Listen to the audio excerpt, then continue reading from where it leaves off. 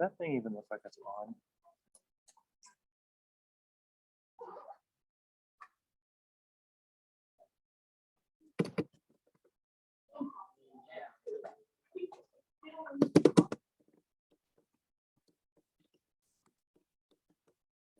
There we go. Just need to reset it. Okay. So this is where I left off, right? So we're talking about the keratinization process. And so we kind of broke down the different strata, right? Starting from basal forward. So basal is the deepest, and then spinosum, granulosum, lucidum if you're thick skin only, and then corneum, which is the thickest parts of your skin, right? And this kind of gives you a little bit of a histological view of it, and then kind of a little bit of a cartoonish view of it. So you can see here at basal, some of you guys may have seen this in like your scalp slides where you kind of see like this kind of little thin line. That typically is the basal. And so this is going to be that mitotic layer. Remember, that's this lowest layer here. And this is the one that's not going to be attached to the basement membrane. And so that's going to be this lowest layer. Now, the spinosum, which is usually the most visible actually. So when you're looking at the scalp side, you kind of see this sort of purple wavy line. Most of what you're looking at there is spinosum, because the basal is like a single layer at the bottom of that purple wave. And so remember, spinosum, this is basically where you're starting to lay down, some of that keratin fiber, things of that nature, right? Then as you kind of move up into granulosum, so that's kind of getting in this upper region. These get really compacted and kind of difficult. You really have to be good at this. This is the reason why it's like, I didn't want you to take a look at a slide and say like, okay, I want you to tell me the 5 strata. I mean, that's hard. I mean, you have to have you have to be like in a histology class. And in that case, you would basically kind of take a lot of time to kind of do all that, right? So you'd have a lot of time to try to figure out how to parse that out. But you have to get really good at it. Pathologists, for instance, are those of us unique individuals who actually get really good at being able to identify things microscopically, because it's not easy. It's a tough gig.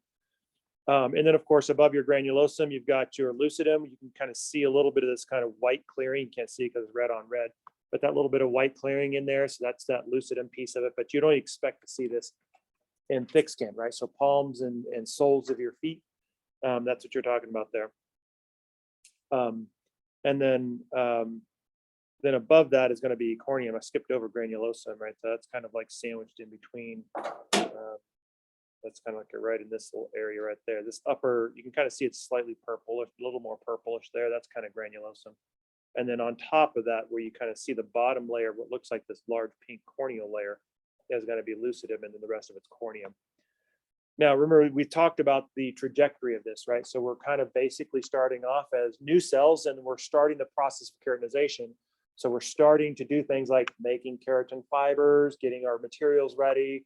In the case of, granulosum, you're starting to get the keratohyalin granules assembled. Those are your cross-linkers. Remember, the keratohyalin kind of cross-links the keratin together. And that's when your cells start to die. That's the reason why they have a little bit of a break point there. And then, of course, as you become corneum, you're largely full of keratin. So you're largely just a big pile of dead cells that are all still linked together, right, with these desmosomes. So they're not ready to flake off, right, because they're still connected together with these desmosomes. So they're still like a cohesive layering system. So they're still attached to each other. That's the reason why they don't just, you just take off layers of skin like patches. I mean, just like tons of skin, just like scratch yourself and it's like you see blood, right? It's not like that, right? Because it's all still connected together with these desmosomes. That's what these little light blue things are. These are the desmosomes that are attaching everything together. So you can kind of see how they look, right? You can kind of see these little protein structures.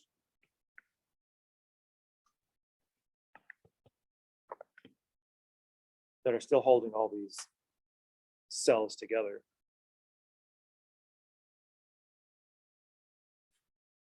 So that's largely your epidermis. Now, at the bottom, You can see here's your apical surface.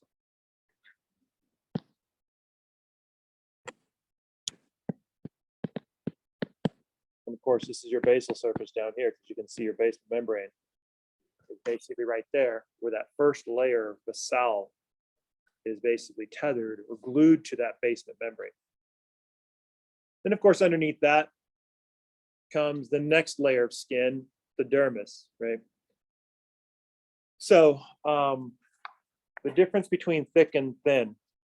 So this is kind of cool, right? Because one of the things that we actually have is that your skin comes in two flavors, right? So it's thin, like for instance, the skin of your forearm is thin. Why? Because there's not a lot of chafing going on there, right? That's a fairly protected area of your body. Most probably skin on your body is going to be fairly thin in nature. The only places you're going to find thick is in those areas where you have lots of hot, strong contact, right? So like your hands, for instance, that's the reason why you have the palms of your hands and the soles of your feet are very callousy, right? I mean, how many of you guys fight the battle of like really callousy feet, soles of your feet? I mean, they're leathery, right? You can tell somebody walks around a lot barefoot, right? Just by looking at their feet. Right, because it's like they got natural shoes, right? You just basically grow a natural sole for yourself, and that's kind of how it looks. Of course, fingertips can also be thick at times, not always, and the reason is because remember your fingertips, that's associated with your fine sensation, right? Which is the reason why a lot of people would rather have arm draws when they do blood, as opposed to finger sticks, because you've got a lot of nerves in your fingertips, because that's how you're contacting your world and you're sensing your world. So you're touching the world with your fingertips, and that's kind of like your feelers, right? That's the reason why people don't like finger sticks, because it hurts more. They think it does anyway. Personally, I love finger sticks. You can stick my finger all day. Just leave my arms alone. It's like you come after me with, and then that little rubber thing, and it's I'm out. I'm gone. I'm sorry, you've lost me. It's just the whole thing. It's just like evil. It's like comes from a dungeon somewhere. It's like, I mean, who thought this was a good idea? But anyway. Yeah, I know, right? Seriously. I mean, there's a lot of that in medicine. It's like, whoever thought a spinal tap was a good idea. I mean, this comes out of a dungeon somewhere. It's like you're torturing some poor soul and you're thinking, hey, look at this. I got cerebrospinal fluid here.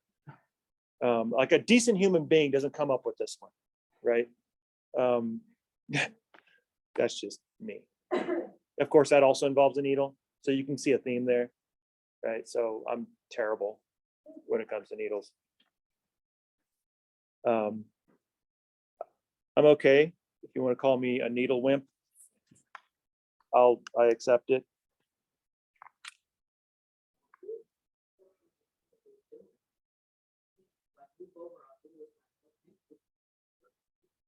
No. Yeah, if it gets there, you'll never see me again. Like literally, you will never see me again. Yeah, if you're digging, no. I always tell them, it's like, first of all, if you have to dig to find it, pull out. Yeah. Or I'm going to lay you out. What?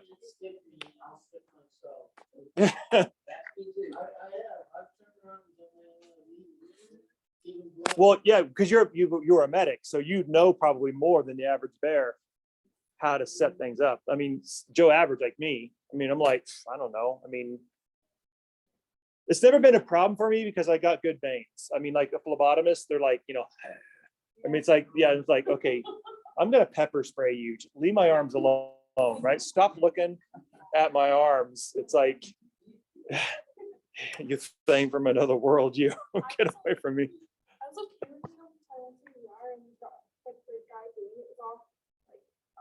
Like was screaming, and then he bandaged me up and left, and then this nice lady came in and apologized. Yeah, it's funny. The apology doesn't really help. Like, yeah, it's like.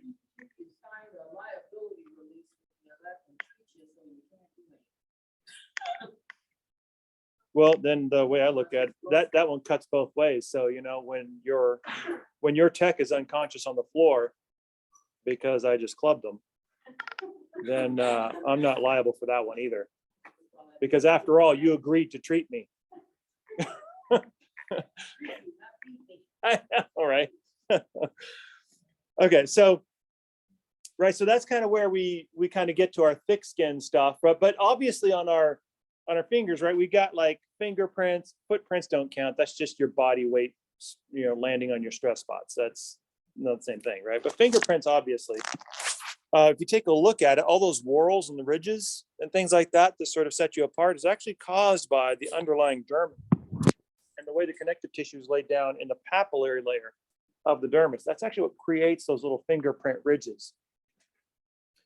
And remember, that connective tissue, when it's getting laid down, is laid down during embryology, which is one of the reasons why your fingerprints are unique to you, because even though we're all laying down connective tissue, the way it ultimately sort of lays down is oftentimes a very unique pattern that's unique to us. Okay. And that's, and as far as it's not, I don't think it's a genetic thing. So you can't say like, oh, I have my mom's whorls. No, you don't, right? Because laying down connective tissue, a lot of times in embryology, there's things that are genetically controlled. That's true. But then there's things that we refer to them as stochastic, which basically means it's random chaos theory, right? So it's like, all you have to do is fill the space, just throw a bunch of stuff in there. Well, how the stuff actually lands and where it lands and its orientation is all just random, right? So if you do that 10 different times, you're going to get 10 different patterns. If you do that 7 billion different times, then you're going to get 7 billion different patterns, which is how many of us are on the earth. Okay. Actually, we're more like, what, 8, I think now, heading toward 10 quickly. So that's basically caused by your underlying dermis. And then, of course, thin skin, which is basically most of your skin, only has the 4 strata. So you omit lucidum from that particular piece. And so this is kind of like a little bit more functional. It's not a toughness sort of a thing. It's more of a functionality thing. So you're looking at more elasticity. You're looking at more flexibility, those sorts of things. That's what most of your thin skin is associated here. It's also your hair, right? This is where your hair grows on your thin skin, not on your thick skin. Think about it. You have hair on the soles of your feet. Does any animal have hair on the soles of their feet? No. What does a dog's foot look like? Where's Moose? Is Moose here? No, it's too cold for Moose, right? We could use Moose. See, this is a perfect opportunity to use Moose as part of the class, right? It's a pad, and it is non-furry, right? So there's no fur. It's in between the toes, that's true, but it's not actually on the chafing frictional surface of it. And that's because it's designed to do something else, the pads are, right? They're designed to basically protect you, to give you a grip, right? It's your tire tread.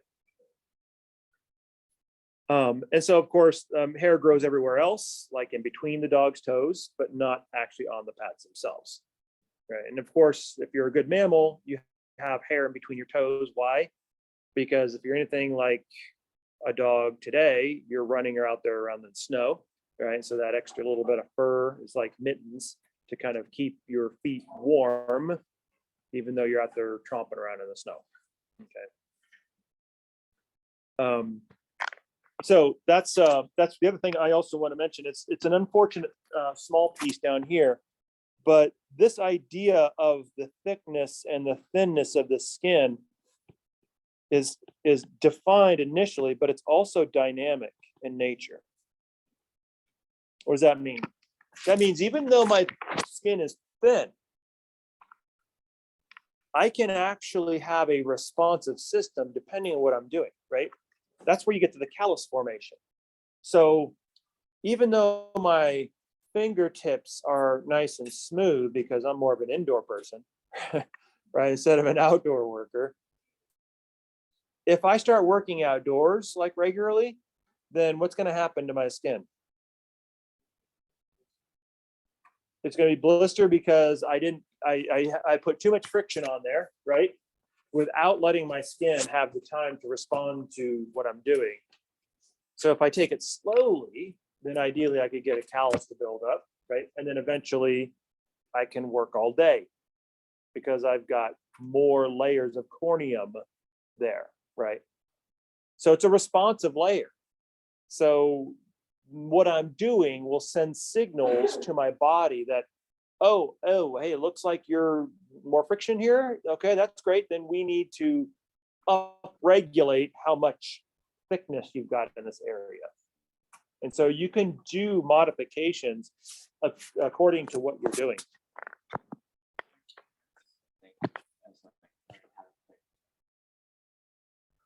Oh, like when you're building up your calluses for the strings, yeah. Yeah. Or like a pencil callus, right? Like if you hold your pencil a certain way and you're doing a lot of writing, you try to build up a little bit of a callus right there. That's because you're telling your skin, oh, look, there's a lot of pressure here, and this isn't going away, so it builds up a callus there to protect you from it. Normally, a callus wouldn't be there, right? So now we're starting to get our like swipe left calluses. I'm just kidding. A little bit, right? I mean, but I mean, the idea is if you're doing more stuff digitally and not actually handwriting it out, then those little writing calluses that we all love will start to disappear slowly over time, because now all of a sudden it's like, oh, hey, you're not doing this anymore. Okay, then we're not going to waste our time building up extra thickness if you're not going to use that extra thickness. Okay. So that's a very dynamic process. I mean, obviously it's got limits, right? I mean, you're not going to ever make, like the sole of your foot on the top portion of your foot. That's never going to happen. That's not going to be a thing. But you can thicken it up at least a little bit. Okay, so now what about color? Right, this is basically where our pigment is. And in terms of skin color, there's a lot of things other than just pigment. Right? So pigments are the dominant thing that gives us our skin color, but there's other things also that comes across in our color as well, right? So first of all, you've got skin pigments, but your blood is also giving you color as well. How do we know that? Well, what does a dead body look like? Pale, ashen, right? So that's because of the absence of the flow of blood. What does somebody who is suffering asphyxiation look like? Blue, right? What is that? That's the deoxygenated blood that's starting to run through there, and it's because they're not getting oxygen, so you can see them starting to turn blue instead of red. And so that's a big piece of it, right? So blood and things of that nature, and then of course how thick your stratum corneum is. Right. I mean, if you take a look at the really thick areas of your body, your calluses, for instance, are they as colored as other areas of your body? No, right. It's a little bit different there, right? Because you got extra thickness, and there's typically different situations going on there. So let's go ahead and kind of knock these guys down one at a time. Start off with pigments, right? Our primary pigment that we have is melanin. I kind of already probably knew that one coming in. One thing we may not have known, however, is that there are actually different types of melanin, that not all melanin is the same. So some melanin has a kind of a brown black color to it. I believe that's the U melanin. Don't quote me on that one. I'm just taking that off the top of my head. And then some is yellowish, and some will kind of have a reddish hue to it. Okay. And so these are under genetic control. Right. So the colors that we get of melanin that we get and we inherit from our parents, who they inherited from their parents, and so forth. And so ultimately our overall skin pigment is a combination of all of these different types of melanin that are factored into it. Okay. Now, this is one of the reasons why, by the way, if you see somebody who goes out into the sun and they tan or they darken, some folks will have kind of a reddish hue to their darkening, right? Some will have more of a yellowish type of a hue. It'll be much more of a dark, kind of a brown black. That's like, it's just kind of a darker, kind of a brownish color. And that's because of the nature of the production of these different melanins in response to sunlight exposure, right? So again, another dynamic system. Now, what exactly does melanin do?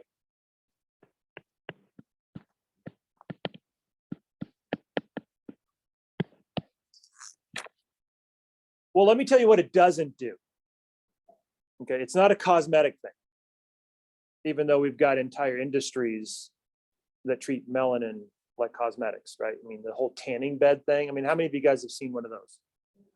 Right? They're everywhere. By the way, dumbest idea on the face of the planet. Not just one Okay, maybe a good idea because we want those genes out of the gene pool. Right, especially if you're at altitude, because we already have issues with what? UV radiation. Why? Because we're up at altitude shredding slopes, so we're getting UV radiation as it comes to us, and then it bounces back off of the snowdrift, right, back into our face, which is one of the reasons why some of your worst sunburns are usually either on snow slopes, right, or fishing, right, because water does the same effect. The UV hits you, hits the water, and it comes right back at you. So you get twice the dose of UV, and you're already more exposed to UV at altitude because we live in the mountains. This is one of the reasons why Denver is like always in the top 5 for melanoma cases. Okay. So here's the thing. That's the reason why I say tanning beds are just idiocy. Every now and then I run by these things. I'm all like, wow. Wow. I mean, just, I don't know what else to say. Just wow. I mean, anyway.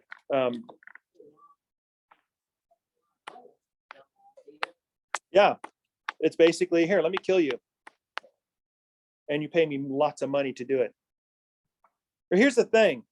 And, being a Californian, the whole sunbathing and sun worship thing is like a thing there. I mean, the sun cult always made me laugh. It's not an actual cult. I mean, Renee's like, seriously? It's like, yeah, maybe the Egyptians had their sun cult with like, with Akhenaten and that sort of thing, but that's free history, people.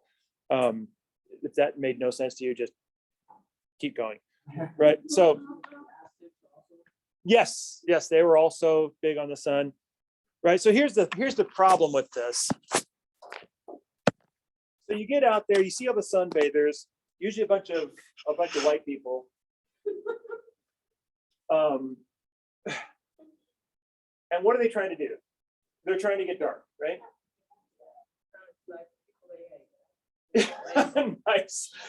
That's amazing. Yes, I like that, Denise. Lay it out there the way it is. But see, here's the thing. What's happening, right? What's happening? Is that a cosmetic thing? No, when I see it, you know what I see? I see basically cancer. I see your body screaming because you're assaulting it with mutagens. Okay, that's weird, right? Treating yourself like, yeah, like just put you on broil, right? Yeah, I mean, there's no end of problems. Right? Yeah. So here's the thing. Here's what happens. UV radiation will give you cancer. No question about that. You know why? Because UV radiation, when it hits you, is absorbed by your DNA. And when it's absorbed by your DNA, it causes mutations.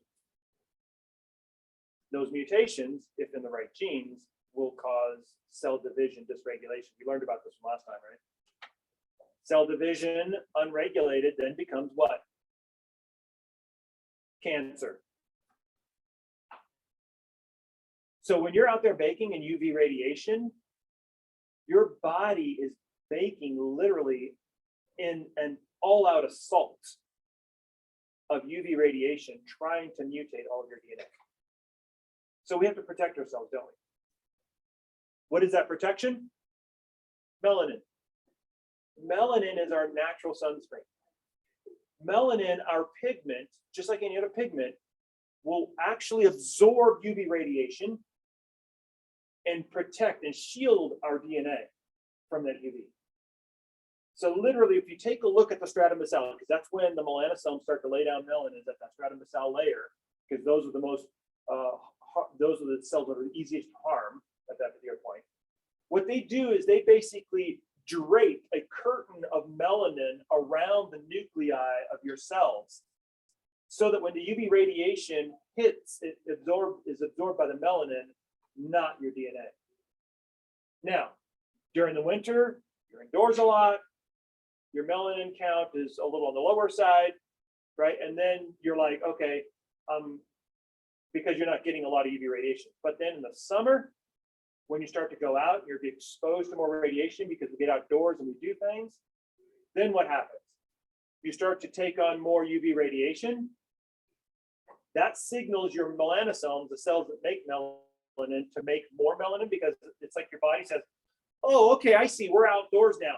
So we're spending more time outdoors. So that means I'm gonna have to make more melanin to protect you from the UV radiation, which is the reason why, as it starts to deposit more melanin, why when you spend more time in the sun, you get darker. Because your melanosomes are laying down more pigment to protect your nucleus from the increase in UV radiation. So when you see somebody worshiping the sun, right, in Venice Beach, they're basically, their body, when it's getting dark like that, is like, it's like their body is screaming, I'm protecting you from the enemy, and you're just out here wallowing around in the enemy. Yeah. Yeah, you go for the lobster version first, and then yeah, peel off a few layers of skin and then start over. So melanin fights against you. So does that, is there any specific theory or might be fact that melanated people don't make vitamin D like via sunlight? I haven't heard that one, because vitamin D and melanin aren't really associated with each other. I know, but they say if you go out in the sun, the sun exposure on your skin is supposed to make vitamin D, but if the melanin is protecting you against the light that's coming from the sun, does it impede the production of vitamin D? I want to say no.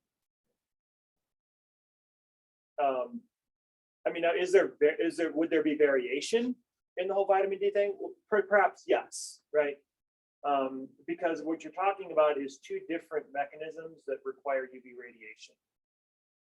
So you could imagine that if you've got a lot of melanin, that's going to sort of cannibalize the UV radiation, leaving less UV for the vitamin D to activate. But the real question is not necessarily is there variance as much as does somebody with more melanin have a problem with vitamin D production? I don't know that I've seen evidence for that. Makes sense? So That's the rumor they say about rumors. those folks. No, Yeah, yeah. Black African call it have a natural like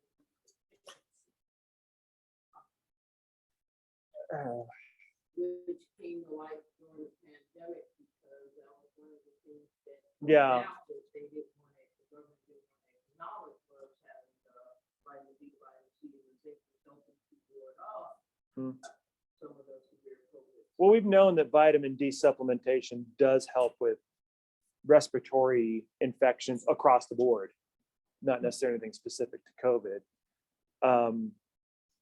But no, I haven't heard of that. That must have been a recent discovery that I don't know, because something that's recent, and especially with like a nutritional sort of a thing, I always raise my eyebrows when nutrition's involved. Because nutritionists usually, and this is no knock on you nutrition folks, usually are the last ones to know what's going on. That's harsh, but that's the way it is. They are not the ones you want to listen to. It's the physiologist. So I would have to look into that to really buy that one. Yeah. One way or the other, you still have to go out in the sun, because it's, if there was like a drastic vitamin D deficiency, then we would see vitamin D deficiency syndromes in African Americans like across the board. And from what I understand is we don't really see that. Is there variance? Yes, perhaps, but is that a significant? I don't know, you know? So like vitamin D that test it with blood. Is there a way to test, like, is there like a way to test it? Well, to get at that, so what you would have to do is you probably have to do a more like a really rigorous study, like that's like a double blind kind of a situation. I mean, a very well controlled one, because you're probably talking about some pretty fine nuances here. And you would have to do something like that. Like you would have to draw, like taking individuals of various melanin counts across the entire spectrum of human melanin skin counts. And you would have to really kind of take a look at, you have to regiment their sun exposure, and you have to have like exposed, not exposed, on how much time on and off. And then you'd have to correlate that with vitamin D quantities. So unless they've done that, my eyebrows are raised and they stay raised. Especially if it's something that we learned about during the pandemic, because there was all sorts of bullshit coming out during that period. I mean, that will go down as the year of bullshit across the board.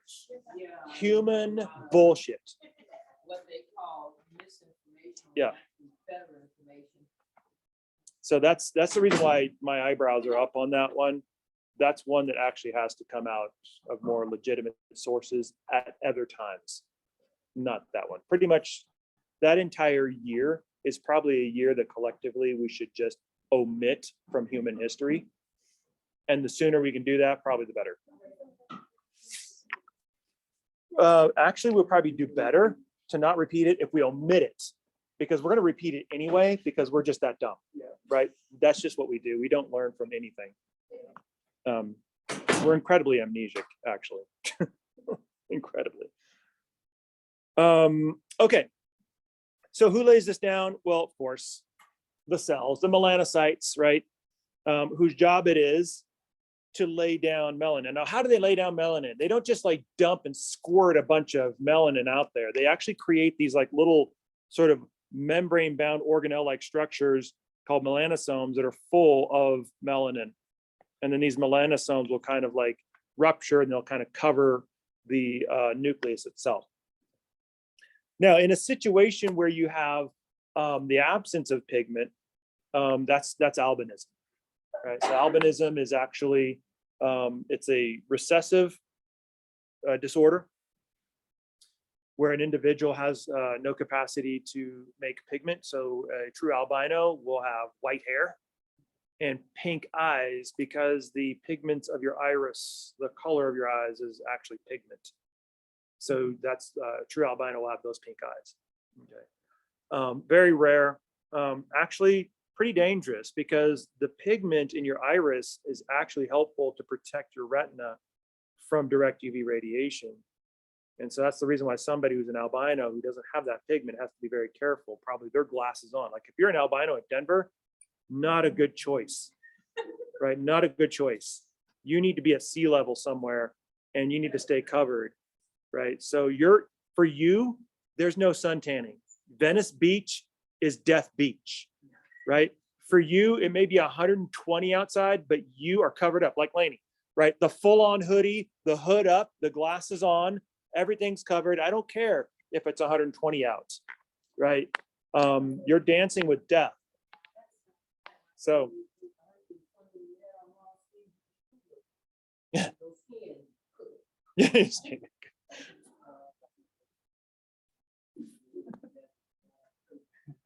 So that's the absence of pigment, right? That's what the absence of pigment looks like. So really kind of a problem if you don't have that pigment to protect yourself with. What else adds to that? So we have melanin. That's our primary, right? That's a lot of them. Then there's actually like, I think there's like eight or so genes that control melanin count, just melanin alone. However, some other things also that will go in the pigment spectrum is carotene, right? So this is like carrot fame, beta carotene fame. So this is kind of like a yellowish orange kind of a pigment. And oftentimes if you eat a lot, it'll kind of accumulate and kind of lodge in the corneum or in the fat of your subcutaneous layer as well. So this is kind of like if you eat like, have you ever said like you eat like too many carrots, you turn orange? Technically speaking, that's true, but you have to eat a lot. I mean, you got to really like carrots to get to that point. I mean, that's pretty tough to get there. But technically speaking, you kind of can, but I mean, nobody in the right mind wants to eat that many carrots. What? Yeah, I know, right? I mean, technically you can if it deposits enough, but we're so big, And our tissues are so big. I mean, the amount that we would have to eat in order to get that to happen would be like unreal. It'd be like unreal. But flamingos are pink because of what they eat. Yeah, they're not pink normally. Flamingos are actually white. It's their diet that actually makes them pink. And we have some things that can make carotene, I guess, sort of, but it kind of adds to the overall background effect, right? I mean, are you going to be able to see carotene beyond your melanin? Probably not, right? Most of what you're going to see is melanin. And that's the thing, right? Because once you lay down your melanin, everything else is having to be pushed through that filter of melanin. So unless you have like a ton of it, you're not likely going to see it because it's going to be masked by the melanin, because you have much more melanin than any of these others. Okay.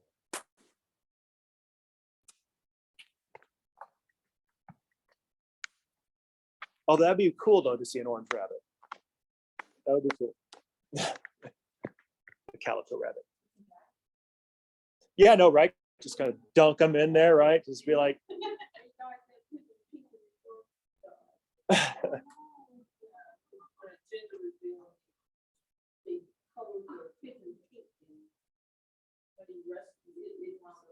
Yeah. Why would you use a? Why would you use a pigeon? That's why. I'm like, that would definitely be, yeah. Yeah. Enough said, right? Right.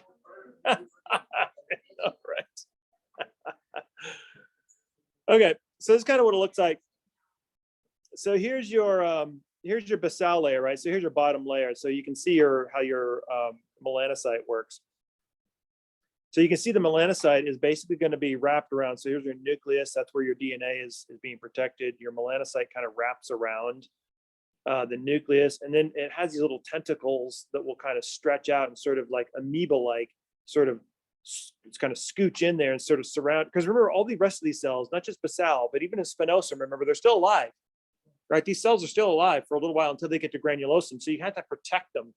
And so this is the reason why these tentacles are sort of reaching into the spinosum layer, is because these guys also still need some coverage, because you can still do some damage to these guys. Even though the further out you get, the less likely you're going to get damaged. That's the reason why it's kind of petering out as it goes. But you can see all of these different little melanosomes, these little circles here, these little vesicles, if you will, full of melanin, are kind of surrounding the nuclei and kind of shielding them from the UV radiation. But you can see the ones that really get shielded are these basal nuclei. That's the one, if you're UV radiation and you want to create cancer, that's the one you want to mutate. Because you mutate that guy, and then that's going to affect every single skin cell from there on out, right? That's the fountain of all these cells. You screw that guy up, everything else downstream gets screwed up. And that's the reason why it's so much more focused on that stratum basal nucleus itself. But you can see you're depositing melanin pretty much all throughout these cells. Okay. Yeah. Go back.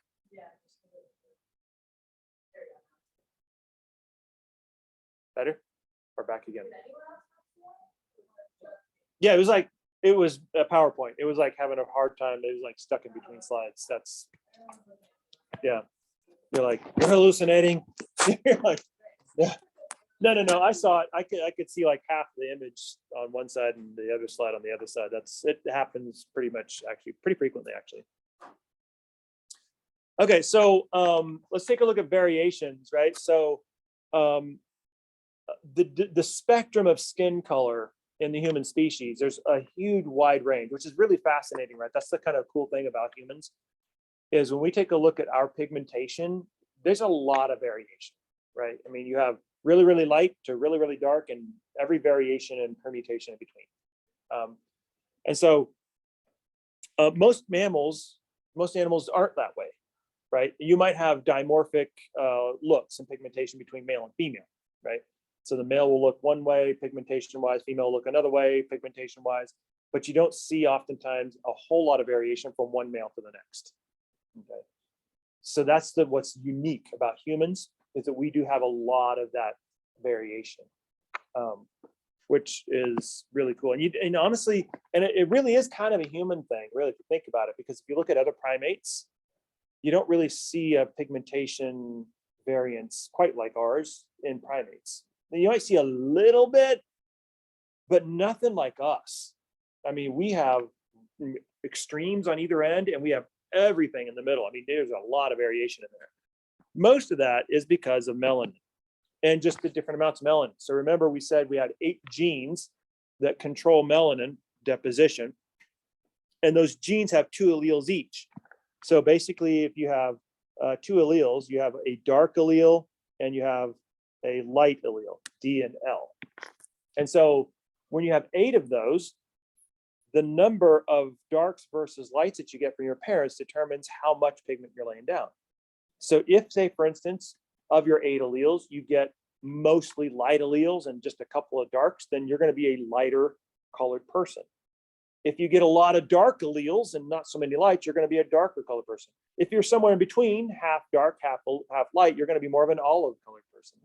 And it's basically a variation of that. So it really is a bell curve when you take a look at skin pigmentation in the human species. The other thing that can also is not just the type, right? So the type basically will give you your brown, yellow, red look, the hue underneath the melanin itself. But then, of course, the amount of melanin, which is genetically controlled, the size of your melanosomes. So if you have really, really large melanosomes, then it's going to make you look darker because you have more melanin per melanosome. The number of melanosomes, so if you have more of those, that's also going to make you look darker as well. And how they're distributed, right? For instance, if it's focal, this would probably look like a mole, where you have a very tight focus of lots of melanosomes in one specific area, turns into a mole. If it's more diffuse, then that turns into a broader, more skin tone type of a look. Okay. Notice, though, when you take a look at this, with the exception of this one and this one, the rest of these are dynamic. You can change these, right?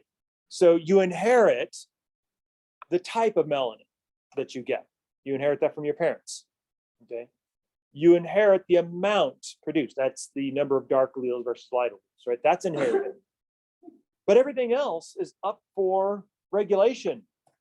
So you can regulate the size of your melanosomes depending on your exposure to UV, the number of melanosomes, if you need to make more or less, depending on your exposure to UV, how you distribute them.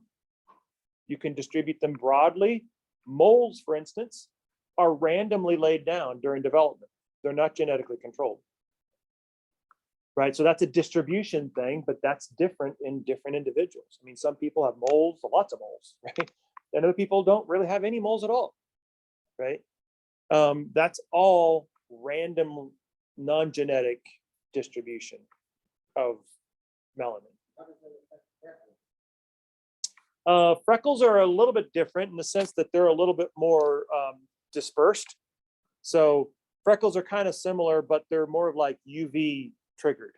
So moles, they're there, right? So you got melanosomes, they're there. It's like an accumulation or distribution of the melanin itself. And so it's just like a repository, a deposit of melanin that just, it's there and it doesn't go away. Whereas freckles are a little bit more responsive.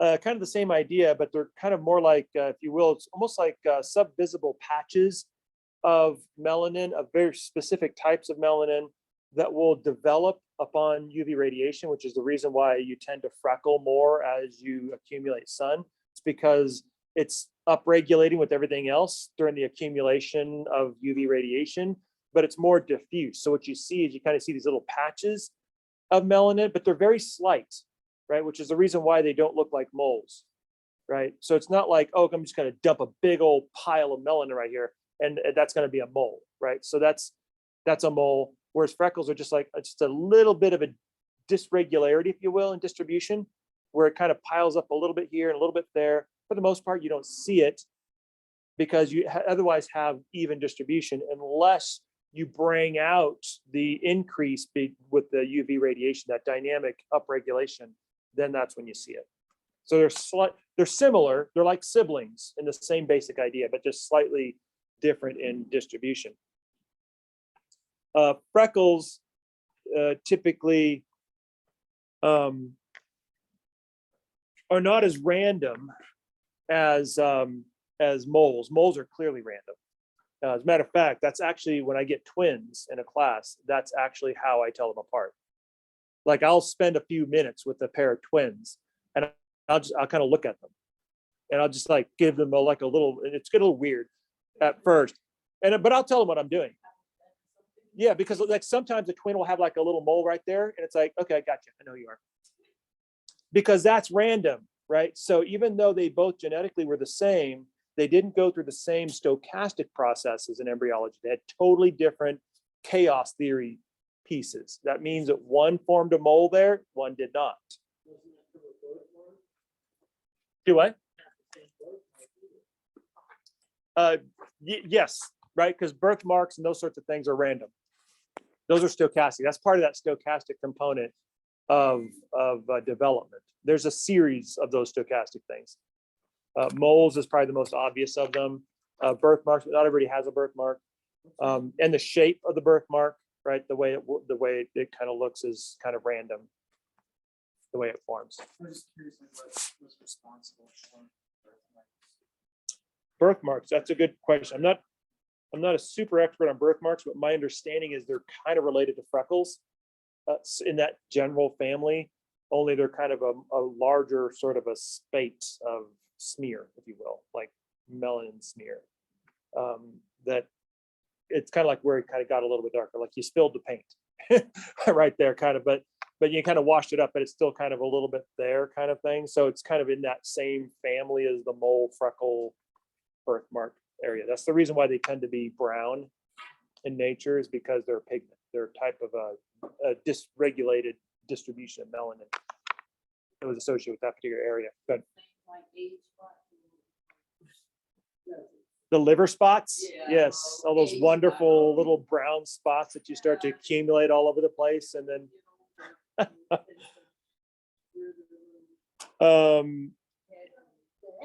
yeah. I mean, the fact that they're colored means there's some sort of a melanin situation going on there. Some of them are raised, some are not. But I mean, you could imagine that would make sense, right? I mean, as we get older, we learned about this, didn't we?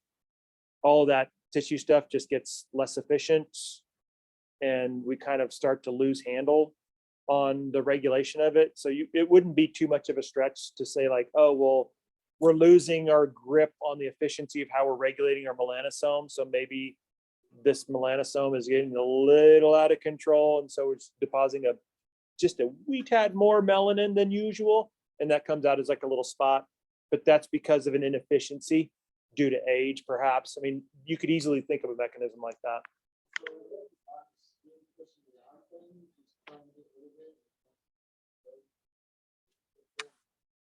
Yeah, so I mean, normally, right? I mean, when it's kind of pushing it out from the basal on out, right? Because what's happening is as you go through keratinization, it's like a treadmill, right? Kind of just treadmilling through from basal to corneum, and then it's supposed to slough off and fall off. Well, the problem is if you've got like just a slight dysregulation in melanosome behavior and distribution, it doesn't really matter what happens, because the problem is in the rate of its deposition, and so that's gonna always follow throughout all the layers, regardless of what happens, which is the reason why those spots don't go away. They just sort of hang out there, because it's showing you that there's a little bit of a dysregulation slip up in the melanosomes. So it's always there. If you can try to scratch it off, it's not going to go away, right? Because it's not associated with the actual skin itself. It's part of that treadmilling effect and the underlying melanosomes, right? That's basically what it is. And the only reason why it would build up is if it also had a dysregulation in the rate of keratinization. And that's also another thing that we can talk about in terms of how you're developing your epidermis, right? Because your stratum basal actually across your skin, if you think about it, how smooth your skin is, it's actually pretty remarkable. What that's telling you is that all of those cells along the length of your body, and there's a lot of length, by the way, of your body, is all pretty much in lockstep. So all those dividing cells are all dividing at kind of like the same time. It's like marching in synchrony, right? It's like, okay, right foot first, everybody, and a billion of us right foot first, right? And then left foot next, right? So you're kind of all in lockstep, which is the reason why your skin stays smooth on the surface, because everything is moving at the same time across the entire distance. So that when everything sloughs off, it all comes off at the same time, and then it all gets replaced at the same time. Now, what happens if there's a section or a cell in your basal that starts to get a little dysregulated, that maybe just a little bit starts to quicken its pace just a little bit above everybody else? Well, that means is then that little piece of section is going to be treadmilling a little faster. So they're going to be adding more cells to the corneum a little faster than everybody else. And that's going to start to show as a raised area, because you got a little bit of extra thickness there before it perhaps sloughs off. And that's kind of where you get that raised area. So when you take a look at a mole that is both raised, some are and some aren't, right? And dark, that suggests that there's two things going on there. A disequilibrium in the distribution of the melanosomes, right? Because you got more pigment than everywhere else, so you're a little off there. But you also had a little dysregulation in the rate of keratinization, because you got a little bit of extra material as it pops up above the skin. Okay. And then it just kind of stays, that's its thing. That's what it does. It just has its rate. It's a little bit off of everybody else, but it just basically continues to maintain that. Okay. Wow, didn't think we are going to talk that much about essentially dermatology, right? That's basically what it is. It's always fun, right? Because I mean, a lot of us have moles, we're familiar with it, freckles, whatever, right? It's life, right? We look in the mirror, it's like, you stochastic thing, you get off of me, right? So that's that. So if you think about it, when I say it's dynamic, I'm saying it's dynamic within the context of the fact that you have to keep all this stuff regulated and in sync as well, right? So what affects some of these things? Well, certainly hormones. You got to have lots of growth hormones, for instance, will affect this a lot.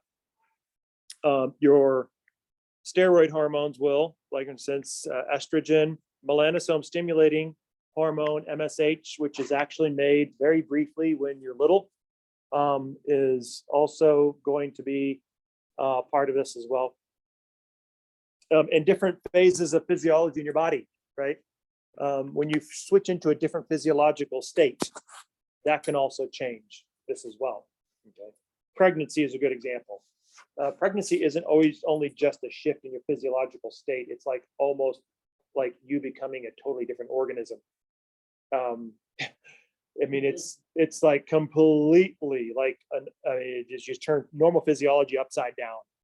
And I mean, it's just like a really altered state of physiology, probably the most dramatic altered state of physiology that the human being has to go through, or at least half of us anyway, or those of us who choose to do so.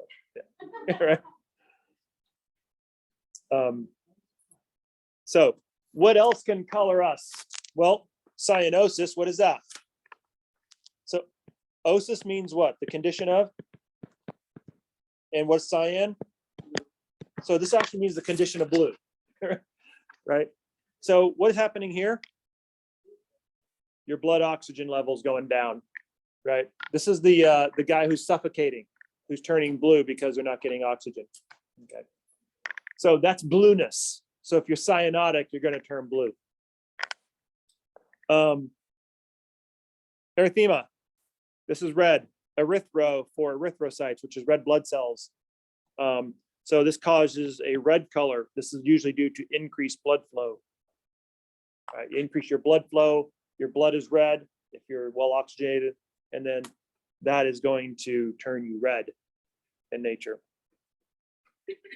Your stratum corneum, the thickness of that will affect your color, right? So if you have a very thin stratum corneum, you're going to be likelier to see those underlying colors than if you have a thick stratum corneum.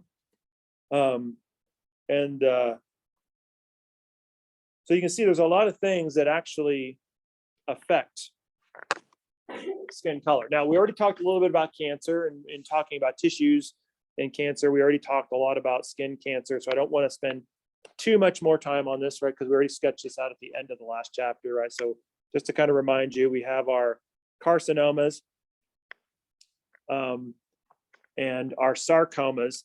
So if you take a look at the carcinoma groups in skin cancer, you have three major ones: basal cell carcinoma, which is obviously a carcinoma of the basal layer of the epidermis. So that's what basal means. Squamous cell carcinoma, squamous, right, for the squamous cells, or flat cell carcinoma. That's a cancer that's associated associated with that particular cancer. And of course, melanoma, which is essentially the cancer of the melanocytes. And this is the big one, right? This is the one that you do not want to hear, right? Because it's really ugly. Part of the reason why melanoma is a problem is because, for the most part, a lot of these you're going to find, and you are more susceptible in fair-skinned people because of the lack of your melanin shield. So you have less melanin, which means you are going to have less shielding of your nuclei. And you're going to see greater risk of skin cancer. This is one of the reasons why a lot of times I try to be very careful, like in the summer in particular. I mean, I already know I'm white. That's not a mystery to me. But I also know that I'm more susceptible to UV radiation. So I try to monitor my risk, right? Baseball games are tricky for me because I love to watch the Rockies. But I mean, if you've ever been to Core Stadium, there are some places you do not want to be because you are talking about French fry country. I mean, you are deep fried in right field, right? I mean, you're cooking, right?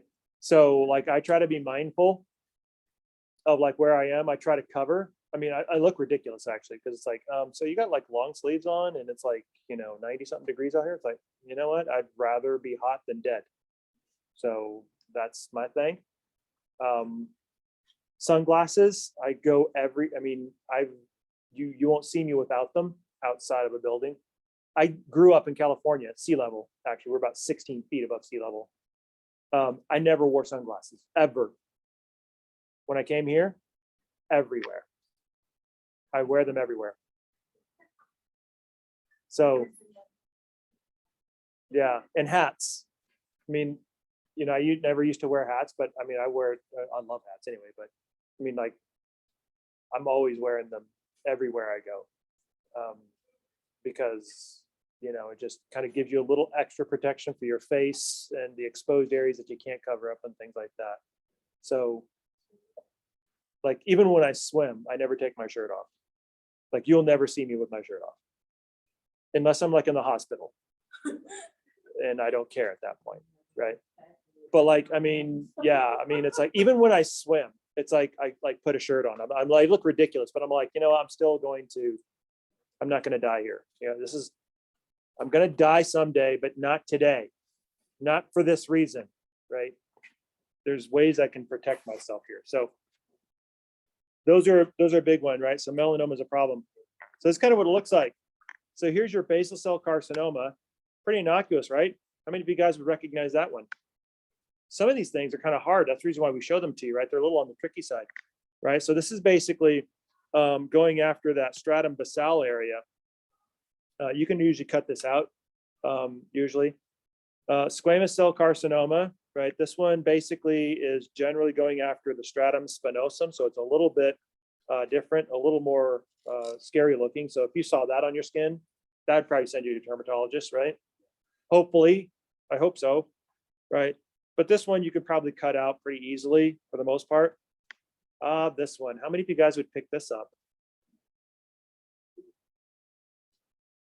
Not so much, especially you white people with moles.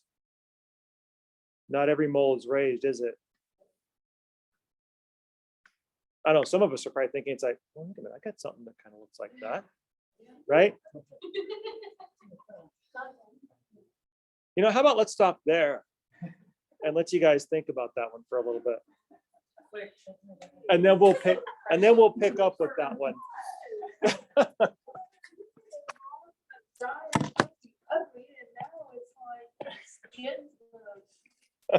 Our skin's gonna, our flesh is gonna dissolve like, well, we're gonna just.